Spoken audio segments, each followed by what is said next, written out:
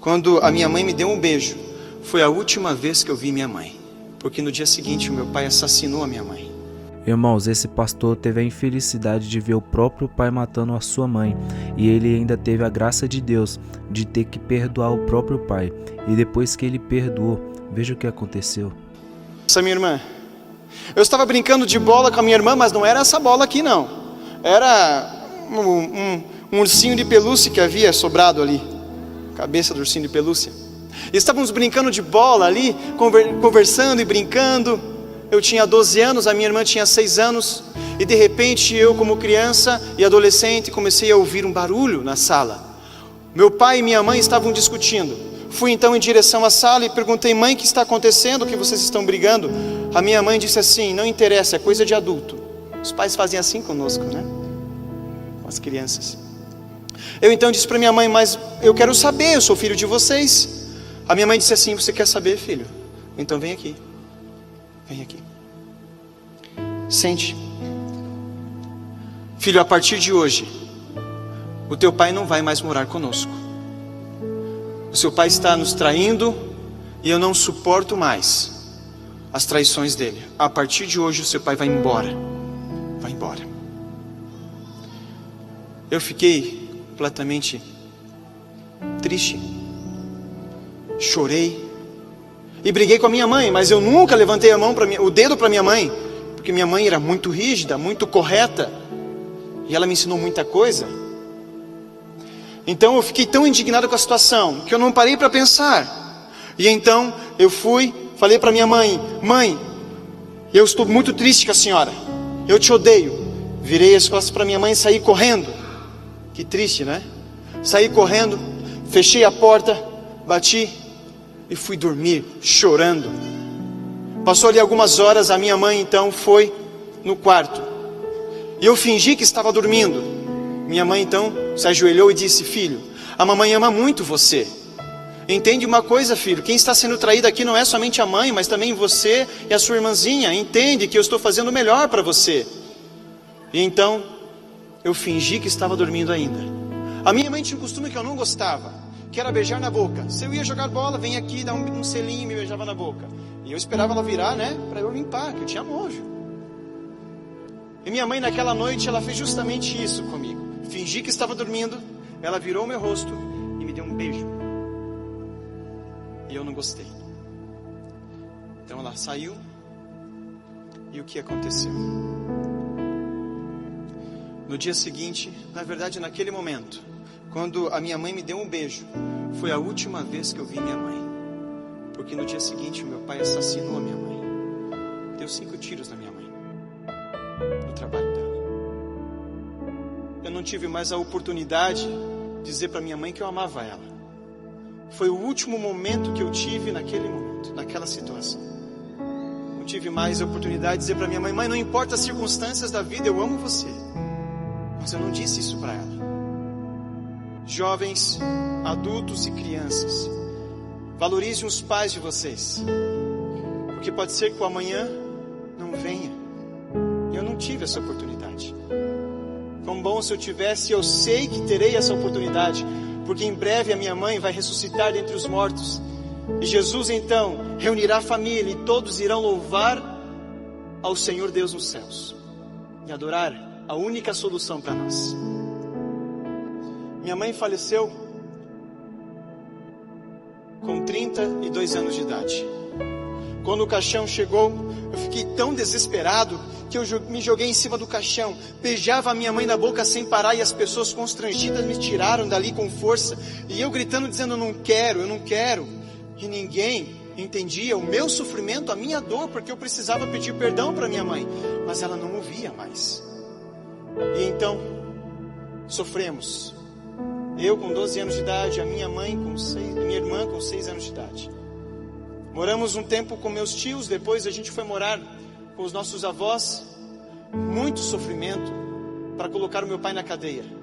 4 anos ali, tentando colocar o meu pai na cadeia, e não conseguimos. Chorávamos, sentimos falta da minha mãe, uma companheira, uma amiga, que sempre me beijava na boca para dizer: estou com você, meu filho, eu te amo, não importa o que você tenha passado. Eu fiquei tão triste com a situação, então falei para minha avó, eu vou embora. Minha avó não acreditou, eu vou embora. Eu vou sair dessa cidade, que não traz nada de bom para mim, só lembranças ruins. E eu então saí de casa, fugido. Eu vim morar aqui nas ruas de Curitiba. Passei muita necessidade. E um dia, para resumir toda essa história, um morador de rua disse para mim assim: jovem, saia daqui, porque você não tem cara de morador de rua. Saia daqui. E eu fui então atrás de um lugar para morar. E achei um quartinho para morar. Morei ali num quartinho. E um dia eu estava tão depressivo, sentindo tanta falta da minha irmã, da minha mãe e de minha família, que eu então tomei uma decisão. Vou acabar com o sofrimento da minha família. Eu sei onde que o meu pai está. Eu vou matar o meu pai. Eu saí da Marechal Cândido Rondon, no Capão Raso. A 50 metros que eu saí do quartinho, eu então ouvi um hino muito bonito, chamado Deus de Israel. Aquele hino tocou meu coração, e eu nunca fui evangélico e nunca gostei de frequentar a igreja. Mas aquele hino tocou no meu coração e eu entrei naquela igreja. E uma recepcionista disse assim: seja bem-vindo à casa de Deus. Eu disse para ela: se eu fosse um assassino, a senhora me trataria da mesma forma? Ela disse: Jesus tratou todos da mesma forma, por que eu vou tratar você diferente? E ela então me tratou com muito amor. Sentei no último banco da igreja, prestei atenção no culto, e o pastor Nadaline. Alguém aqui conhece o pastor Nadaline? Tem alguém aqui parente dele? Ele está aqui presente, não está? Eu sei que ele frequenta essa igreja. Tem algum parente aqui nessa igreja? Do pastor Nadaline? Mas tem conhecidos. O pastor Nadaline estava pregando sobre o perdão. E eu disse comigo: esse cara não sabe o que está falando. Não tem noção do sofrimento que eu estou passando. Eu nunca vou perdoar meu pai. E a frase que ele disse, e preste bem atenção, foi: o perdão não muda o passado, mas engrandece o futuro. O perdão não muda o passado, mas engrandece o futuro. Eu perguntei para aquela moça, recepcionista: moça, que igreja é esta aqui? Ela disse: aqui é a igreja adventista do sétimo dia. Fui muito bem acolhido, não fui matar o meu pai. Voltei para o quartinho e me ajoelhei e falei: Deus, se o Senhor existe, por favor, me ajude. Me ajude, Senhor. Eu dormi ajoelhado, com fome. E no dia seguinte acordei disposto. Saí do quartinho para conseguir um trabalho. E quando eu saí, eu encontro o vizinho trocando a telha da casa. E eu me ofereci: moço, eu cobro 10 para jogar essas telhas velhas dentro da caçamba. Ele: vem aqui. Me deu comida e me deu um dinheirinho. Ele me pagou R$80, muito dinheiro para mim. Tirei a barriga da miséria. Fui no Big, na Marechal Cândido Rondon, ali perto. Comprei bolacha, salgadinho, coisa de jovem, né? Comi um monte. Eu falei: Deus existe, Ele está atendendo a minha necessidade. No sábado comecei para a igreja e fui muito bem acolhido pela igreja. Muito bem acolhido por uns jovens que me convidaram para jogar futebol. Joguei futebol com eles. E eram gêmeos, esses 2 jovens que me convidaram, o Gui e o Eduardo. E eu então, eles disseram assim: ó, depois do pôr do sol, nós vamos jogar um futebol na Bosch. Tô dentro. Onde você mora? Eu tinha vergonha de mostrar onde eu morava. Então tinha um sobrado na frente daquele senhor que estava trocando a telha. Eu falei: eu moro naquela casa lá. Nossa, mora bem, hein? Eu moro lá. Às 19 horas nós vamos passar na frente da sua casa. Eu falei: tudo bem. Eu duvidei. Eu não acreditava mais em pessoas. Eu duvidei. E então eles foram lá. David, não pode ser. Será que são eles? Eu falei: bom, se eu não for, o pessoal do quartinho vai falar que eu moro aqui. Vou passar uma vergonha. Então é melhor eu ir e falar: não, vocês entenderam errado, era aqui. Eu então fui lá. Fui jogar bola. Fiz amizade com aqueles jovens que me amaram. Eram a minha família. Comecei a frequentar a igreja. Comecei a fazer amizades ali com uma família especial, a família Marcondes. Eles me acolheram tanto, com tanto amor, que houve um momento da vida deles que o meu melhor amigo, ele morreu, descansou, e era membro da igreja. A mãe dele se encontra aqui. Eu não vou mostrar as fotos para não emocionar mais ela, mas esse menino era tão bom, tão querido, que nós ali brincávamos e nos divertíamos. Ele foi atropelado, ele descansou no Senhor e está esperando agora Jesus voltar. Aquela família enlutada, depois de alguns meses, foram no meu quartinho, e a mãe desse menino, a mesma recepcionista que me tratou muito bem, disse assim, foi no meu quarto com a família, com toda a família no meu quartinho, e ela disse assim: eu não substituo a mãe que você teve, e muito menos você substitui o filho que eu tive, mas creio que um pode ajudar o outro. Você quer vir morar com a gente? Você vai comer a comida que o João comia, vai dormir na cama que o João dormia, e nós vamos adotar você, e você será o nosso filho. E eu fui adotado por uma família adventista. Desculpa. Gostaria que minha mãe, a pessoa que me adotou, se colocasse em pé, uma salva de palmas para a honra e glória de Deus.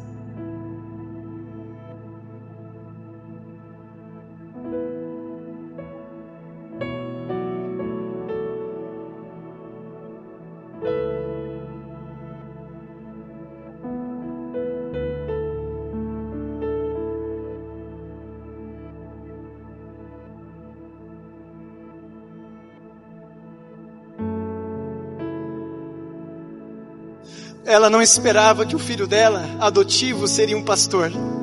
Deus opera milagres, amigos, mas a história não acaba por aí. Eles me ensinaram o que é perdão, me ensinaram o que é a Bíblia. Fiz um estudo bíblico, concluí estudo bíblico e com 18 anos fui batizado.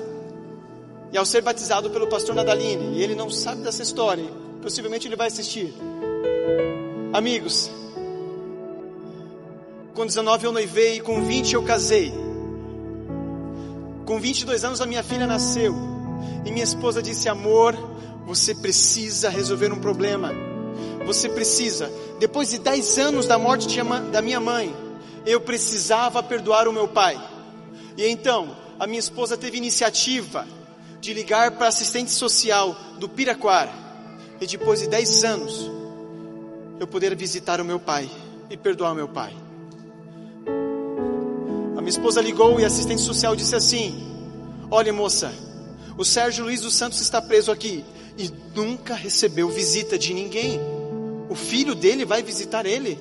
Sim, o filho dele vai visitar. Fui no Piraquara, e ao chegar lá no Piraquara, multidões de pessoas estavam lá visitando os seus entes queridos. E eu não sabia mais quem era o meu pai, não lembrava mais o meu pai. Mas o pai sempre lembra do filho. E ao chegar então no pátio de descanso, com diversas pessoas, eu ouço uma voz dizendo: meu Deus, eu sou indigno de receber o meu filho, o Senhor é o meu filho. E era o meu pai. Encontrei com meu pai, nos abraçamos, e eu perdoei o meu pai, e meu pai foi perdoado. Estudei a Bíblia com meu pai durante um bom tempo, e hoje meu pai é um servo de Deus e admirador da igreja adventista, amém? Meu pai entendeu que Jesus é a única solução que ele poderia ter, e foi definitivamente a solução. Essa é a minha história. Ele mudou a minha vida. O meu Deus, o nosso Deus, mudou a minha vida. Permitiu que eu passasse por muitas provações para que eu pudesse aqui estar. E além do mais, honrar através desse testemunho de que Ele é digno de toda adoração. E que precisamos, como servos de Deus, esperar no Senhor, porque Ele enxugará dos nossos olhos toda lágrima. Tem enxugado nesta terra e continuará enxugando. Amém? Quantos aqui estão dispostos a crer mais em Cristo Jesus? Levante a mão. Amém? Fique em pé. Abraça o seu amigo que está do seu lado. Permaneça abraçado com ele. Ele diz assim: Jesus ama muito você. Não importa as dificuldades, não importa as provações, Ele está do seu lado. Amém? Vamos fazer uma oração? Feche os olhos. Obrigado, Senhor nosso Deus. Muitas maravilhas o Senhor tem operado em nossa vida. E há momentos que não queremos admitir que o Senhor está do nosso lado. porque às vezes as dificuldades conseguem nos cegar. Perdão, Senhor, por não acreditar em Ti. O mesmo Deus que operou grandes milagres no passado é o mesmo Deus que opera milagres no presente. Que o Seu nome seja honrado, que este servo aqui seja diminuído e o Senhor seja exaltado. Aqui está o Seu povo, Senhor, abraçado com seus amigos e irmãos, onde logo e em breve estarão reunidos no céu. Todos aqui passam por lutas e dificuldades, Senhor. Ajude eles a entender que as provações são necessárias e importantes. E ajude eles, Senhor, a não desistirem do plano magnífico que o Senhor tem para todos nós. Não permita, Senhor, que eles se percam durante essa caminhada, porque eles não imaginam o que o Senhor tem preparado para cada um deles. Obrigado, Senhor. Nos ajude a perdoar. Nos ajude a reconhecer que o Senhor é a solução para nós. E nos ajude, Senhor, a buscarmos a Sua palavra dia a dia. Em nome de Jesus. Amém. Deus abençoe todos vocês, meus amigos e irmãos. Essa aqui, deixa eu mostrar para vocês. Pode colocar a última imagem. É o meu pai na igreja adventista. Esse é meu pai. Eu não sei porque ele ainda não se batizou, mas em breve terei o privilégio de batizar ele. Amém? Mas ele guarda o sábado, ele respeita o que está na Bíblia e os princípios da igreja. Esse é um homem transformado, como você. Amém.